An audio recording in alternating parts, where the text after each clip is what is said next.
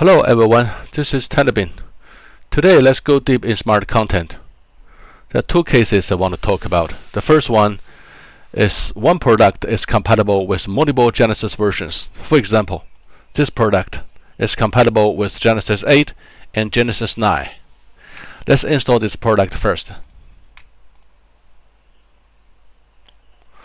Well, it contains a template file, and this file will be ignored. And choose a product category.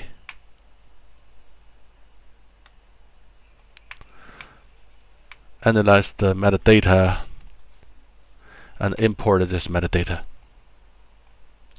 So in smart content you can see this product.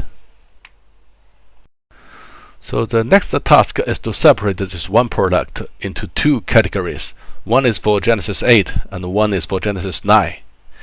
Let's back to the TinyBin Daz Content Manager.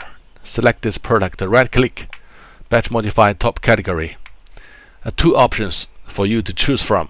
The first one is choose from existing top category, and the second one is choose from default top category. These categories are provided by TinyBin. You can edit this default template and refresh it. The most important element is down below here. Auto suffix based on figure version. If you check this checkbox, a suffix will be automatically added at the end of the top category. For example, G3, G8, G9. I will give you a demonstrate. Let's click accept and re-import this metadata. So in top category close G8, you can see this product, and in close G9 you can also see this product. Let's double click this product. So it belongs to two categories. One is G8 and one is G9.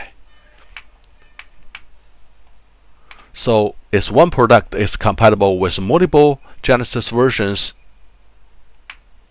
you can check this checkbox. Let's move on. And if you want to restore the category in smart content, you can select the product, right-click, batch restore top category. Because the metadata has changed, you have to re-import the metadata.